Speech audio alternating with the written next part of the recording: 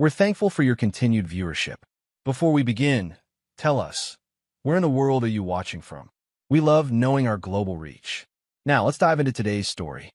Chapter 1, The Foundation. David Thornfield had built his life on three pillars: precision, loyalty, and consequences. At 38, he owned a successful private security firm that specialized in corporate espionage and personal protection. His clients ranged from Fortune 500 CEOs to politicians who needed problems solved quietly. David himself was a former Marine reconnaissance specialist who had learned early that mercy was a luxury he couldn't afford. He met Jennifer Holloway during a protection detail for her father, a federal judge who had received death threats. Jennifer was 25 then, fresh out of law school, with auburn hair and green eyes that seemed to see through people. She was working as a prosecutor, passionate about justice, or so David thought. Their courtship was intense but brief. Within 8 months, they were married in a ceremony that made the society pages. Their daughter Emma was born 2 years later, a perfect blend of David's steel-gray eyes and Jennifer's delicate features. For 6 years, David believed he had everything a man could want: a beautiful wife, an adorable daughter, and a business that provided the kind of wealth that bought freedom. Jennifer had always been close to her father, Judge Ronald Holloway, a stern man who had never quite approved of David despite his success. The judge's estate sat on 40 acres outside the city, complete with a main house, guest cottage, and extensive grounds. Emma loved visiting her grandfather, who spoiled her with horseback riding lessons and elaborate tea parties. What David didn't know was that his wife had been living a double life for over a year.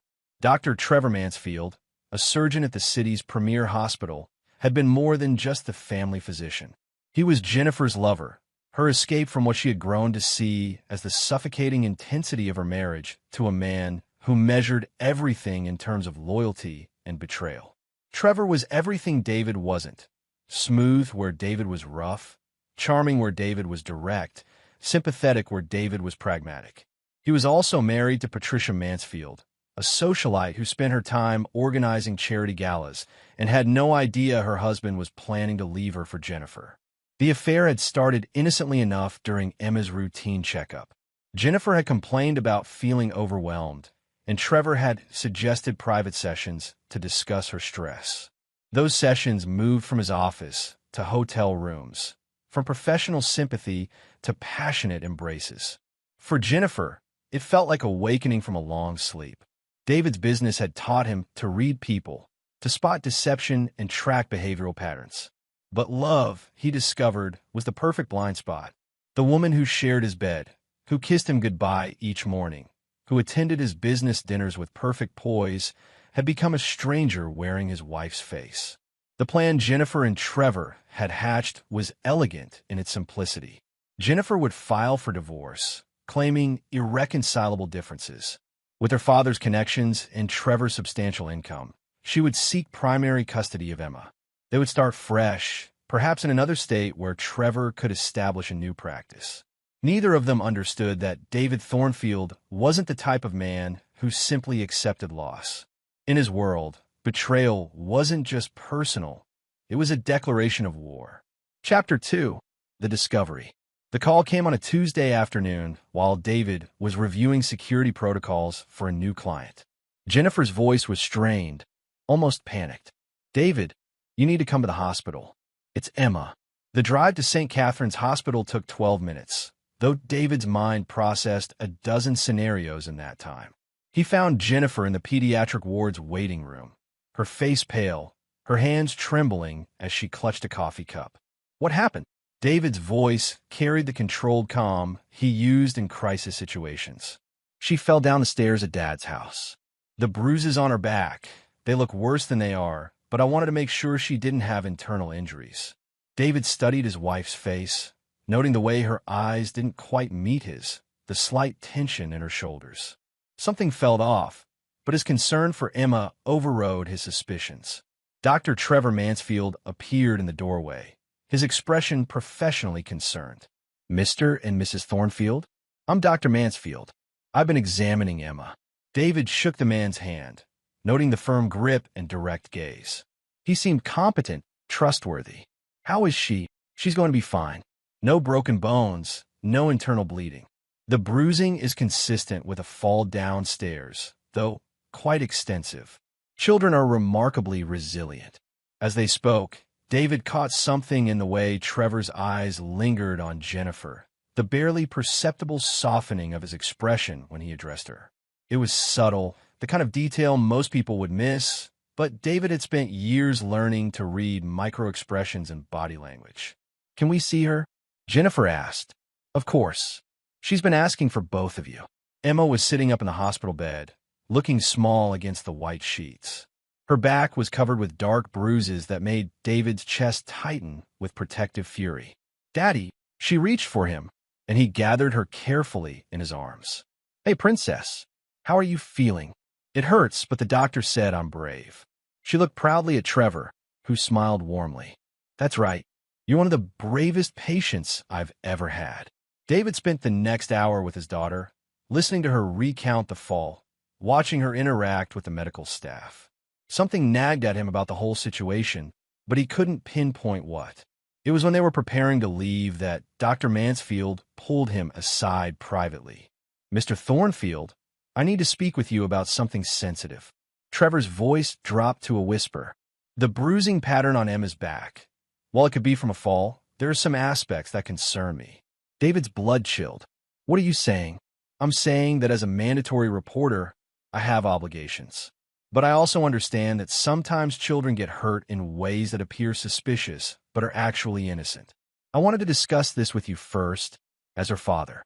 The implications hit David like a physical blow. "You think someone hurt her deliberately?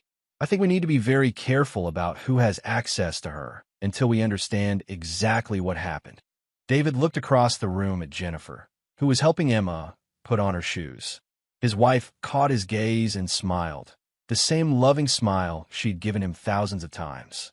But now, with Trevor's words echoing in his mind, David began to see cracks in the facade. "What are you recommending?" "I'd like to have another doctor examine her, get a second opinion on the injury pattern. And perhaps Emma should stay with you for a while, until we have more clarity." David nodded slowly. "I appreciate your concern, doctor. We'll take every precaution." As they left the hospital, Emma, between them holding both their hands, David's mind was already working. The protective father in him wanted to believe this was just a tragic accident. But the professional investigator in him recognized the setup, saw the threads of a larger pattern beginning to emerge. That night, after Emma was safely asleep in her own bed, David sat in his study and made his first real decision about the path ahead. He opened his laptop and began accessing resources that most people didn't know existed, databases and surveillance tools that his security firm used for client investigations. If someone was playing games with his family, David Thornfield was going to learn the rules, and then he was going to rewrite them entirely. Chapter 3: The Web Unravels. David's investigation began with what he knew best: digital surveillance. His company maintained contracts with several telecommunications firms, which gave him access to metadata that revealed calling patterns and location data. Within 48 hours, he had a clear picture of Jennifer's movements over the past 6 months. The pattern was damning. Regular visits to the downtown Marriott, always on afternoons when Emma was at school. Phone calls to a number registered to Dr. Trevor Mansfield, sometimes lasting over an hour. GPS data showing her car at the hospital on days when no appointments were scheduled. But David needed more than circumstantial evidence. He needed the complete picture. Using skills learned from years of corporate espionage, David installed monitoring software on Jennifer's laptop and phone. The process took less than 5 minutes while she showered, and within hours, he was reading text messages that felt like daggers to his chest. "I can't wait to start our life together. Emma will love the house in Colorado." David suspects nothing. "Once the divorce is final, we can be open about everything. I've been thinking about Dad's estate. If something happened to him, the inheritance would make everything easier." That last message stopped David cold. Judge Holloway was 73 and in good health, but he was also worth nearly $20 million. More importantly, he was the only person who might have exposed Jennifer's affair if he had discovered it. David cross-referenced the timeline of messages with Emma's accident. The pieces began fitting together in a way that made his blood run cold. Jennifer had taken Emma to her father's house not for a visit, but as part of a larger plan. The accident was meant to create a medical record that would support claims of negligence or abuse against David. Dr. Trevor Mansfield wasn't just Jennifer's lover.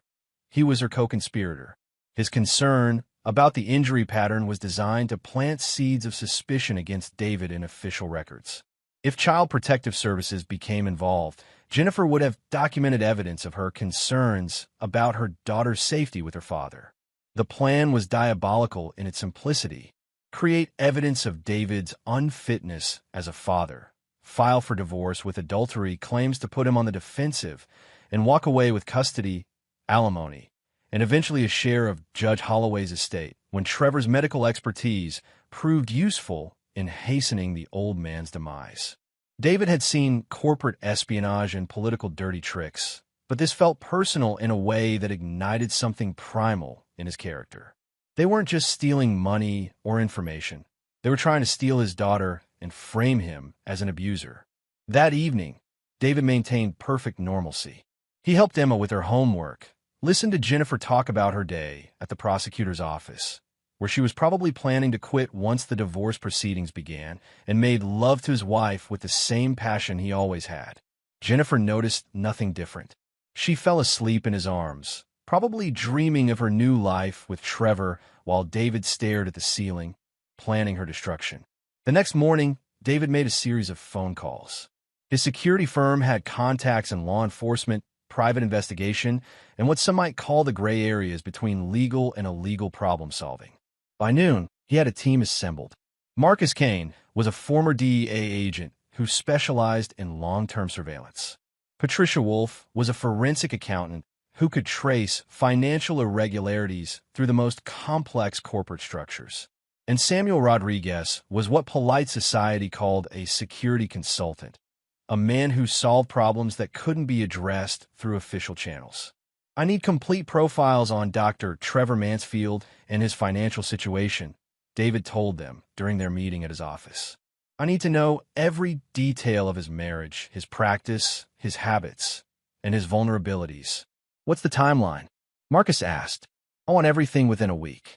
And I want it so thoroughly documented that when I move, there won't be any possibility of recovery. Patricia pulled up Mansfield's initial financial records on her laptop. He's leveraged heavily. The medical practice, his house, even his cars are financed. His wife Patricia has family money, but it's all in trust funds he can't access directly. So he needs Jennifer's divorce settlement and her father's inheritance to maintain his lifestyle, David mused. Looks that way. And if he's planning to relocate his practice to Colorado like the messages suggest, he'll need significant capital. David stood and walked to the window overlooking the city. Somewhere out there, his wife and her lover thought they were playing chess with a man who didn't even know the game had started. They were about to learn that David Thornfield didn't just play chess. He rewrote the rules until winning was the only possible outcome. Gentleman, lady, he said, turning back to his team.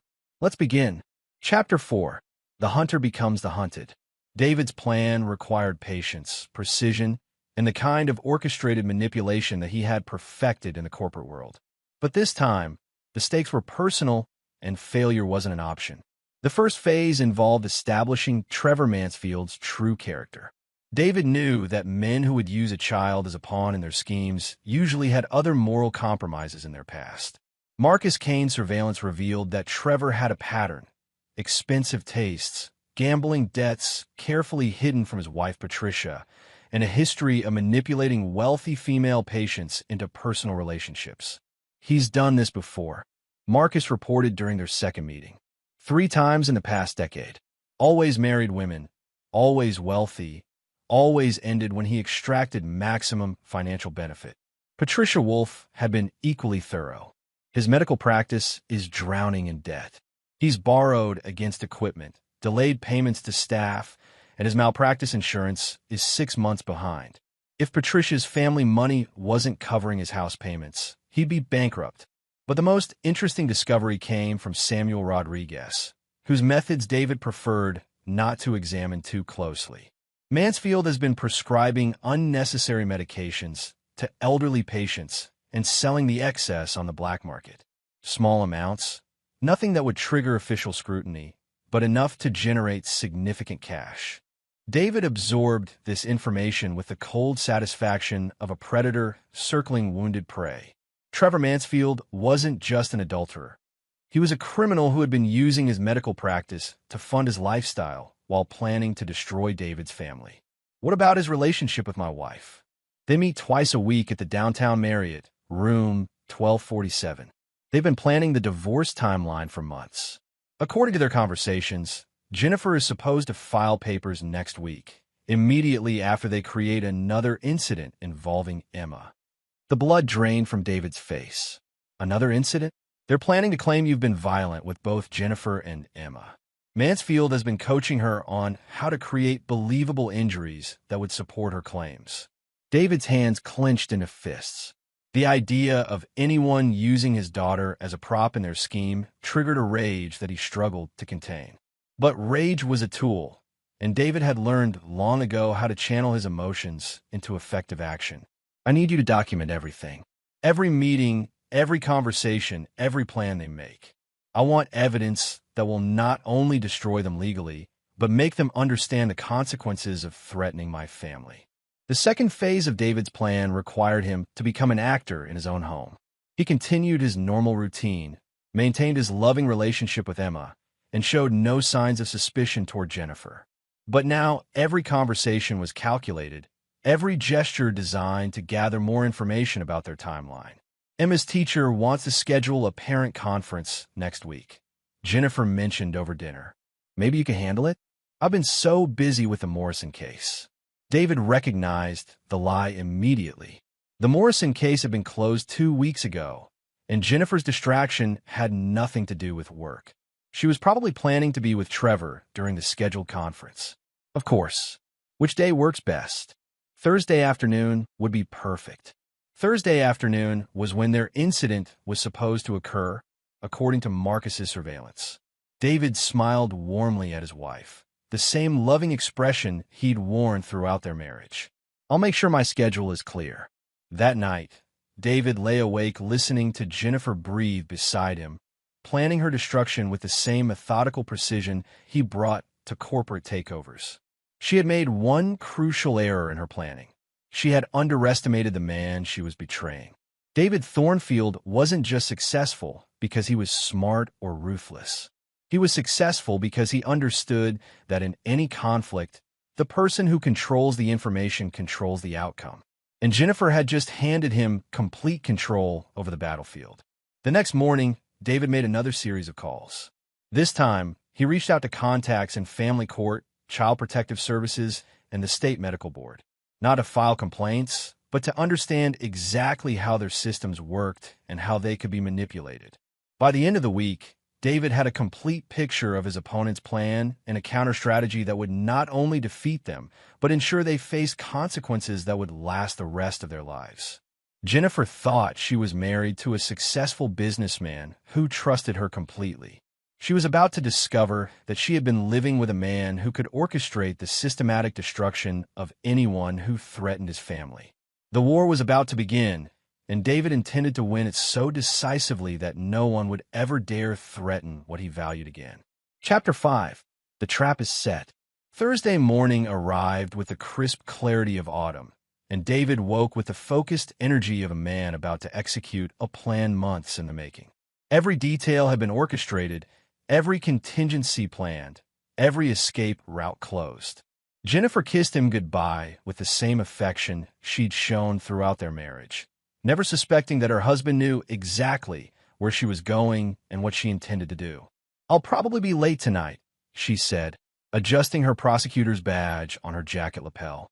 The Morrison appeal is more complex than we anticipated. David smiled and pulled her close, inhaling the scent of the perfume Trevor had given her for her birthday. Take your time. Emma and I will have a father-daughter evening. As soon as Jennifer's car disappeared down the driveway, David activated the final phase of his plan. Marcus Kane was already positioned outside the Marriott Hotel with long-range recording equipment. Patricia Wolf had been working with contacts in the state medical board to prepare fraud charges against Trevor.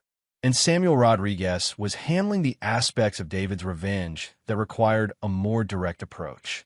The first call David made was to Emma's school, confirming that she would be staying late for after-school care.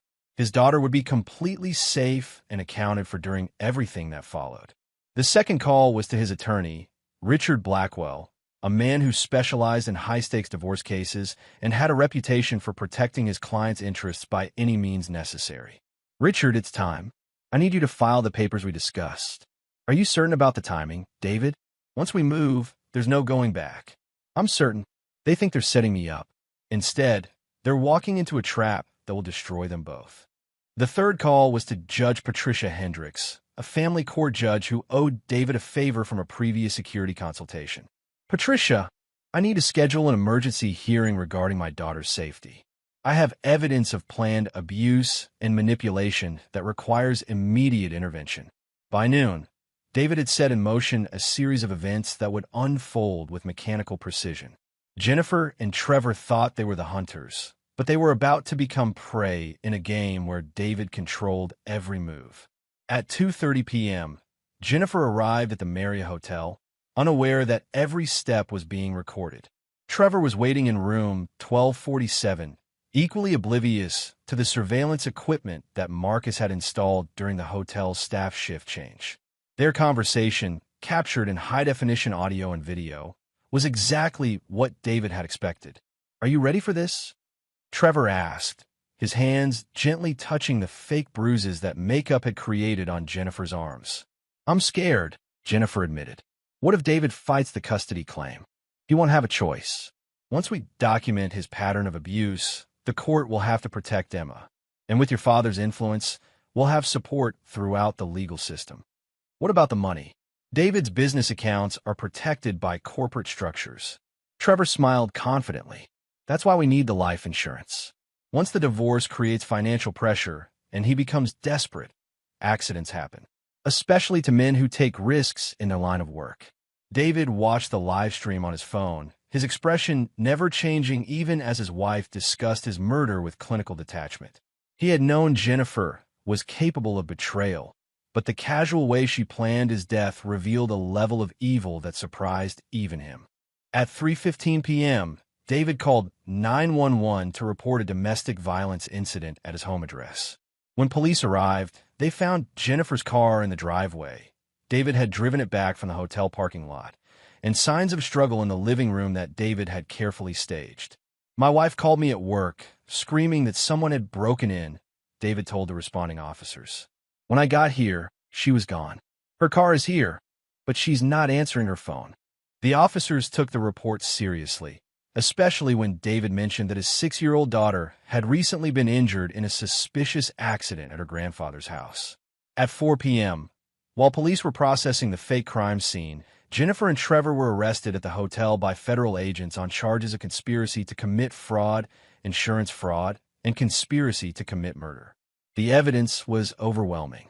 Months of surveillance footage, recorded conversations, financial records showing Trevor's debts and fraudulent prescriptions, and Jennifer's own messages detailing their plan to kill David and frame him for child abuse. But David's revenge was just beginning. The arrests were timed to coincide with the afternoon shift change at Patricia Mansfield's charity office. She received the news of her husband's arrest while surrounded by the social circle that defined her identity. The humiliation was public and complete. Judge Ronald Holloway learned of his daughter's crimes during a dinner party with fellow judges and politicians. The scandal would end his career and destroy his reputation in the legal community he had served for 40 years. By 6 p.m., every news outlet in the city was covering the story of the prosecutor and doctor who had planned to murder the prosecutor's husband and frame him for child abuse. David's security firm was mentioned only briefly as the successful businessman who had been targeted by the conspiracy. David picked up Emma from school as planned, acting the role of the shocked and grieved husband who had just learned of his wife's betrayal. "Where's Mommy?" Emma asked as they drove home. "Mommy made some very bad choices, Princess. But you and I are going to be fine. Better than fine." That evening, as David helped Emma with her homework and made her favorite dinner, he felt the satisfaction of a man who had not just won a war, but had redefined the terms of victory. Jennifer and Trevor thought they could use his daughter as a weapon against him. Instead, they had handed him the tools of their own destruction. And tomorrow, the real punishment would begin. Chapter 6: The Reckoning Begins. The Federal Detention Center was a gray, concrete monument to broken dreams and shattered lives. Jennifer sat in her orange jumpsuit, staring at the metal table where her attorney had laid out the evidence against her. The recordings, the surveillance footage, the financial documents. It was a perfect prosecution case with no possible defense. "How did he know?" she whispered, her voice hollow with disbelief. Her attorney, a public defender named Sarah Chun, shook her head. "Your husband is a professional investigator, Jennifer. He has resources and connections that most people can't imagine. The question isn't how he found out. It's why you thought you could deceive someone who specializes in uncovering deception." In a separate conference room, Trevor Mansfield was having his own reckoning. His attorney was explaining that the federal charges carried minimum sentences of 25 years, and that the evidence included recorded conversations where Trevor discussed murdering David Thornfield. "There has to be a way out of this," Trevor insisted. "David set us up. He manipulated us into those conversations." "Dr. Mansfield, your own words are on tape discussing insurance fraud, prescription drug sales, and murder conspiracy. David Thornfield didn't force you to say those things. He simply recorded you saying them." Meanwhile, David was at home with Emma, maintaining the routine that kept his daughter's world stable while her mother's world collapsed. He read her bedtime stories, helped her brush her teeth, and tucked her in with the same loving care he had always shown. "Daddy, will Mommy come home soon?" Emma asked as he turned off her light. "I don't know, Princess, but I promise you, no matter what happens, you'll always be safe with me." After Emma fell asleep, David sat in his study reviewing the financial documents that Patricia Wolf had prepared. Trevor's medical practice was being investigated by the state medical board. His prescription fraud had triggered a DEA investigation, and his malpractice insurance had been canceled due to non-payment. Patricia Mansfield had filed for divorce within hours of her husband's arrest, claiming alienation of affection and seeking damages from Jennifer personally. Her family's attorneys were some of the most expensive in the state, and they had already frozen all of Trevor's assets. Judge Ronald Holloway had submitted his resignation from the bench rather than face an ethics investigation. His political allies had abandoned him overnight, and his 40-year career in public service was ending in disgrace. But David's revenge was far more comprehensive than simple legal consequences. Using his connections in the private security industry, David had ensured that Trevor's name appeared on every medical malpractice database in the country. Even if he eventually served his sentence and was released from prison, he would never practice medicine again. Jennifer's legal career was similarly destroyed.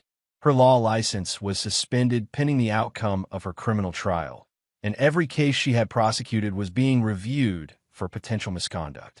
Defendants she had convicted were filing appeals, claiming that a prosecutor who planned murder and child abuse couldn't be trusted to seek justice fairly. David had also used his corporate intelligence network to ensure that their story reached professional circles across the country. Trevor's name was circulated among medical associations as a cautionary tale about ethics violations. Jennifer's case was discussed in law schools as an example of how personal corruption could destroy an entire career. The financial destruction was equally complete. Jennifer's assets were frozen pending restitution claims from David for emotional distress and threats against Emma. Trevor's medical practice was being liquidated to pay creditors, and his personal assets were being seized by federal authorities. Within a week, both Jennifer and Trevor had lost everything they had ever worked for. Their reputations, their careers, their financial security, and their freedom were all gone. But David's most brutal stroke was the social isolation he had orchestrated. Jennifer's father refused to take her calls from prison. Her former colleagues in the prosecutor's office avoided any association with her name. Her friends from law school and social circles gradually stopped responding to her letters. Trevor faced similar exile. Patricia had made it clear that any friend or colleague who maintained contact with her ex-husband would be cut off from her family's considerable social and financial influence. David had weaponized their own ambition against them. The same social and professional networks they had hoped to exploit for their scheme now rejected them completely. 3 weeks after their arrest, Jennifer received a letter from David's attorney. It was noticed that David was filing for divorce on grounds of adultery and conspiracy, seeking full custody of Emma with no visitation rights for Jennifer. The letter also informed her that David was suing her personally for damages related to the conspiracy against him and the emotional trauma caused to their daughter. The amount of the civil suit was carefully calculated, exactly enough to ensure that even if Jennifer served her minimum sentence and was eventually released, she would spend the rest of her life working to pay off the debt to the man she had tried to destroy. That night, David sat in his study with a glass of whiskey, reviewing the complete file of his revenge. Every detail had been executed perfectly. Every loose end was tied off. Every consequence was designed to last for the rest of his enemies' lives. Tomorrow, he would begin the final phase of his plan, the part that would ensure Emma grew up understanding that actions have consequences and that loyalty was the most important value in the Thornfield family. Chapter 7. The Final Moves. 6 months after Jennifer and Trevor's arrest, their federal trial began with the kind of media attention that David had carefully orchestrated. Every detail of their conspiracy was laid bare in open court, from the fake bruises on Emma to the recorded conversations about murdering David for insurance money. David attended every day of the trial, sitting in the gallery with Emma beside him. His daughter, now 7, was old enough to understand that her mother had made terrible choices, though David shielded her from the most disturbing details. "Why did Mommy want to hurt you, Daddy?" Emma asked one evening after a particularly difficult day of testimony. David chose his words carefully. "Sometimes people get lost, Princess. They want things so badly that they forget what's truly important. Your mother forgot that family means protecting each other, not hurting each other." The trial lasted 3 weeks. Jennifer and Trevor were convicted on all counts, receiving sentences of 30 years each. The judge, in his sentencing remarks, noted the particularly heinous nature of using a child as a weapon in their conspiracy. The defendants didn't just plan to commit murder, Judge Harrison stated. They planned to destroy an innocent child's relationship with her father and traumatize her with false accusations of abuse. This level of calculation and cruelty toward a child demands the maximum sentence allowed by law. As the verdicts were read, David watched Jennifer's face crumble with the realization that her life was effectively over. She would be 68 years old when she was eligible for parole, assuming she lived that long in federal prison. Trevor's reaction was different, a kind of hollow shock that suggested he still couldn't believe his plan had failed so completely. The charming doctor who had manipulated wealthy women for decades was now just another convicted felon facing the rest of his life behind bars. But the trial was only the legal conclusion of David's revenge. The social and financial consequences continued to ripple outward like waves from a stone dropped in still water. Patricia Mansfield's divorce had been finalized within weeks of Trevor's conviction, with a settlement that gave her everything while leaving Trevor with nothing but his legal debts. She had also filed a civil suit against Jennifer for alienation of affection, seeking damages for the destruction of her marriage. Judge Holloway's resignation had been followed by a cascade of consequences. His pension was reduced due to the ethics violations associated with his daughter's crimes. His country club membership was revoked. The law firm where he had planned to work as a consultant withdrew their offer. The old man, who had once commanded respect throughout the legal community, now lived alone in a small apartment, his reputation destroyed by his daughter's choices. David had also ensured that the extended consequences reached everyone who had enabled or supported the conspiracy. Hotel employees who had looked the other way during Jennifer and Trevor's meetings found themselves facing employment difficulties. The prosecutor's office conducted a complete review of Jennifer's cases, leading to embarrassing reversals and professional consequences for her supervisors. Even Trevor's medical practice partners faced scrutiny. The DEA investigation into his prescription fraud had expanded to examine the entire practice, resulting in license suspensions and financial audits that destroyed the careers of doctors who had trusted him. David's revenge was comprehensive and permanent. But more importantly, it served as a lesson for Emma about the nature of consequences and loyalty. "Daddy," Emma said one evening as they worked on a puzzle together, "will I ever see Mommy again?" David considered his answer carefully.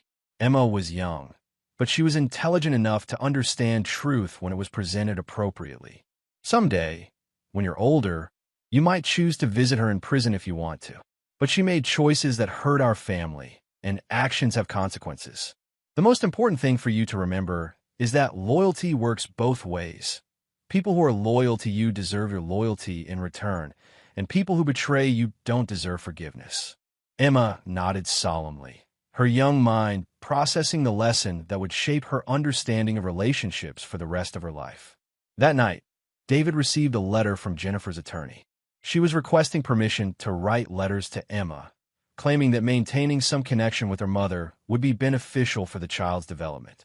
David read the request twice, then fed it into his office shredder. Jennifer had forfeited her right to influence Emma's development when she chose to use their daughter as a weapon. Emma would grow up knowing the truth about her mother's choices, but she would not be subjected to manipulation disguised as maternal love. The letter was Jennifer's last attempt to reach her daughter. David's legal team had ensured that all future communications would be blocked and that Emma's location and school information were protected by court order. As far as the law was concerned, Jennifer Thornfield no longer existed in her daughter's life. David poured himself a glass of whiskey and stood at his study window, looking out at the city lights. Somewhere in a federal prison, his ex-wife was learning what it meant to cross a man who valued loyalty above all else. Somewhere else, Trevor Mansfield was discovering that manipulating the wrong person could cost everything. And in her bedroom upstairs, Emma Thornfield was sleeping peacefully, protected by a father who would never forgive anyone who threatened his family. The game was over. David had won so completely that his enemies would spend the rest of their lives paying for their mistakes. Chapter 8. Lessons in Loyalty. 2 years had passed since the trial, and Emma was thriving in ways that surprised even David. At 9 years old, she had developed the kind of emotional intelligence and moral clarity that most adults never achieved. The trauma of her mother's betrayal had been transformed into strength through David's careful guidance and unwavering protection. "Tell me again about the business trip to Chicago," Emma said as they sat at breakfast on a Saturday morning. David traveled frequently for his security firm, and Emma had learned to think of these trips as adventures they planned together. "Well, I'll be gone for 4 days, but Mrs. Rodriguez will stay with you, and we'll video call every evening at 8 o'clock. David had hired Maria Rodriguez, Samuel's sister, as Emma's nanny and companion. She was a former teacher with a warm personality and unshakable loyalty to David's family. "Will you bring me something from Chicago?" "Of course. What would you like?" Emma considered this seriously. "A book about strong women who protect their families." David smiled, recognizing his own values reflected in his daughter's request. Emma was learning that strength and loyalty were the most important qualities a person could possess. The Chicago trip was actually a business expansion that would serve a dual purpose. David was opening a branch office that specialized in protecting children from parental kidnapping and abuse. The irony wasn't lost on him. His own experience with Jennifer's attempted manipulation had given him unique insights into how to protect other families from similar threats. But Chicago also represented the final phase of David's long-term strategy. Trevor Mansfield's brother, Dr. Richard Mansfield, practiced medicine there and had been quietly trying to rehabilitate his family's reputation by claiming that Trevor had been manipulated by Jennifer. David had learned of this effort through his network of contacts and had decided that the Mansfield family needed a more complete understanding of consequences. Dr. Richard Mansfield ran a successful pediatric practice and had no criminal record, but he had also been providing financial support to Trevor's legal defense fund and had written letters to the parole board requesting early release consideration. David's approach to Richard was subtle but effective.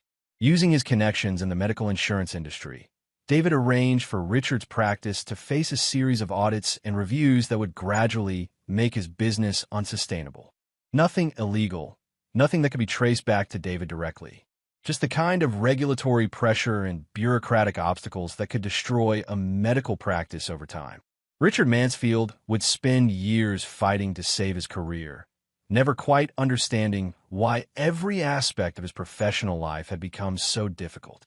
By the time he realized the connection to his brother's crimes, his practice would be bankrupt and his reputation would be destroyed. The message was clear.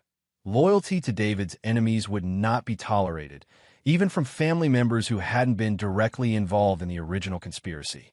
During his Chicago trip, David also met with federal prosecutors who were handling similar cases in other jurisdictions. His experience with Jennifer and Trevor had made him a valuable consultant for cases involving domestic conspiracy and child manipulation. Your case has become a model for how to investigate and prosecute these types of schemes, Assistant U.S. Attorney Linda Walsh told him over dinner. The evidence compilation and surveillance techniques your team used are being taught in law enforcement seminars across the country. David nodded, pleased that his revenge had served a larger purpose. I hope other families don't have to learn these lessons the hard way. Your approach saved a lot of time and resources in the prosecution. Most importantly, it ensured that the defendants couldn't claim they were victims of entrapment or manipulation. They convicted themselves with their own words and actions. When David returned to Chicago, Emma greeted him at the airport with the excitement of a child who had missed her father but had also grown more confident during his absence. Mrs. Rodriguez taught me how to cook pasta, and I finished 3 books while you were gone, Emma reported as they drove home. 3 books? That's impressive. What did you learn? I learned that the strongest people are the ones who protect others, not the ones who hurt others. And I learned that loyalty is like a promise you make with your actions, not just your words. David glanced at his daughter in the rearview mirror, seeing a maturity that was both remarkable and concerning. Emma was growing up with a very clear understanding of how the world worked, shaped by experiences that most children never faced. That's exactly right, princess. Loyalty is shown through actions, especially when it's difficult or dangerous to be loyal. That evening, as they worked on Emma's homework together, David reflected on how completely his life had changed. 2 years ago, he had been a successful businessman with a beautiful wife and daughter, believing he had everything a man could want. Now he was a single father who had systematically destroyed everyone who had threatened his family, teaching his daughter lessons about loyalty and consequences that would shape her character for life. Jennifer and Trevor were beginning their 3rd year in federal prison, with 27 years remaining on their sentences. Judge Holloway had died 6 months earlier from a heart attack, alone and disgraced.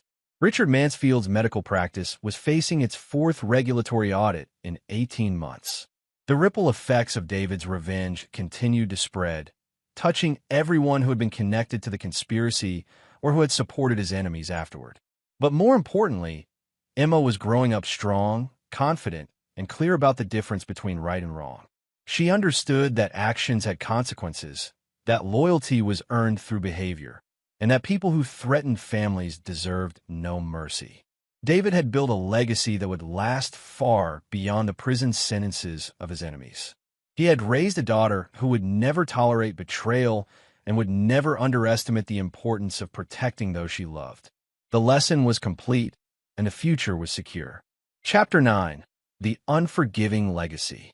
5 years had passed since the trial that had destroyed Jennifer and Trevor's lives, and Emma was now 12 years old, entering her teenage years with a strength and clarity that impressed everyone who met her. She had grown into a beautiful young woman with her father's steel-gray eyes and a moral compass that was absolutely uncompromising. David's security firm had expanded internationally, specializing in corporate espionage and family protection services. His reputation in the industry was legendary, not just for his technical skills, but for his absolute dedication to his client's security. The Jennifer case, as it was known in professional circles, had become a textbook example of how to handle domestic threats with precision and finality. "Dad, I've been thinking about something, Emma said one evening as they sat in David's study. Her homework spread across the mahogany desk that had once belonged to Judge Holloway. David had bought the desk at the estate sale after the old man's death, a final reminder of how completely he had dismantled his enemies' lives. "What's on your mind, Princess?" "Mrs. Patterson at school says that forgiveness is important, that holding grudges hurts the person who holds them more than the person who did wrong. But that doesn't seem right to me." David set down the security report he was reviewing and gave Emma his complete attention. These conversations had become more frequent as she grew older, and they were among the most important moments in their relationship. "What do you think about forgiveness, Emma?" "I think it depends on what someone did and whether they would do it again if they had the chance. Some people make mistakes, but other people make choices. Mommy didn't make a mistake. She made a choice to hurt our family and use me as a weapon against you." The maturity of Emma's analysis never ceased to amaze David. At 12, she understood human nature better than most adults. "That's exactly right. Forgiveness is something that should be earned, not given freely to people who haven't changed their character or acknowledged the harm they've caused." Emma nodded thoughtfully. "Have you ever heard from Mommy since she went to prison?" "She's written letters to both of us over the years. I've kept them in case you ever want to read them when you're older, but I've never responded to them." "Good. Actions have consequences, and her actions were unforgivable." David studied his daughter's face, seeing the woman she was becoming. Emma had inherited his intensity and his protective instincts, but she had also developed a compassion for innocent people that balanced her ruthlessness toward those who chose evil. At school, Emma was known for standing up to bullies and protecting younger students. She had once gotten detention for punching a boy who was picking on a girl with disabilities, and when the principal called David to discuss her violent behavior, David had simply asked if the boy had stopped bullying other children. "Yes, he seems to have learned his lesson," the principal admitted. Then Emma accomplished her objective. Sometimes people only understand consequences, not conversations. That evening, David received a call from his attorney with news he had been expecting for some time. "Jennifer's parole hearing is coming up next month," Richard Blackwell informed him. "She's served 7 years, and the parole board will consider early release for good behavior. What are the chances they'll approve it?" "Normally, I'd say minimal for someone convicted of conspiracy to commit murder. But she's been a model prisoner. She's earned her GED and a bachelor's degree through prison programs, and she's expressed remorse for her actions." David was quiet for a moment, considering the implications. "I assume you'll be filing our objection to her release?" "Of course. We'll present evidence of the ongoing trauma to Emma and argue that Jennifer's release would pose a continued threat to your family's safety." "Good. But I want to do more than just file paperwork. I want to attend the hearing personally." Richard paused. "David, are you sure that's wise? Seeing Jennifer again after all these years. I want Emma to see how the justice system works, and I want Jennifer to understand that her choices have permanent consequences. Some things should never be forgiven." The parole hearing was scheduled for a cold Tuesday in February. David and Emma drove to the state correctional facility where Jennifer had spent the last 7 years of her life, passing through multiple security checkpoints before entering the hearing room. Jennifer looked older than her 39 years, with gray streaks in her auburn hair and lines around her eyes that spoke of sleepless nights and regret. When she saw Emma, her face crumpled with emotion, but Emma's expression remained coldly neutral. "Mr. Thornfield," the parole board chairwoman addressed David, "you've submitted a victim impact statement objecting to Ms. Thornfield's release. Would you like to address the board directly?" David stood, his presence commanding the attention of everyone in the room. 7 years ago, Jennifer Thornfield conspired with her lover to murder me and frame me for child abuse. They planned to use our 6-year-old daughter as evidence of my unfitness as a father, creating fake injuries and coaching her to lie about her safety in our home. He paused, letting the weight of those words settle over the room. This wasn't a crime of passion or a moment of poor judgment. It was a calculated conspiracy that took months to plan and would have destroyed multiple lives if it had succeeded. Jennifer chose to betray her family, endanger her child, and attempt murder for financial gain. David looked directly at Jennifer for the first time. She has served 7 years in prison, which is a legal consequence for her crimes. But the personal consequences should last for the rest of her life. Some actions are unforgivable, and some people should never be trusted with freedom again. Emma stood next to her father, her voice clear and steady despite her youth. I'm Emma Thornfield, and I was the child Jennifer planned to use as a weapon. I've grown up understanding that my mother chose money over my safety, chose her lover over her family, and chose evil over good. 7 years in prison doesn't change who she is or what she's capable of doing. The parole board denied Jennifer's release unanimously. She would serve her full 30-year sentence, with no possibility of early release. As they left the prison, Emma slipped her hand into David's. I'm proud of you, Dad, and I'm proud to be your daughter. I'm proud of you too, Princess. You understand something that many adults never learn, that loyalty and justice aren't the same thing as mercy and forgiveness. That evening, David received a call from Samuel Rodriguez with an update on Trevor Mansfield. The former doctor had been killed in a prison fight the previous week, his life ending in violence after years of threats from other inmates who despised child abusers.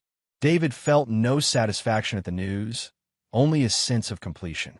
The last of his enemies was gone, and the lesson was complete.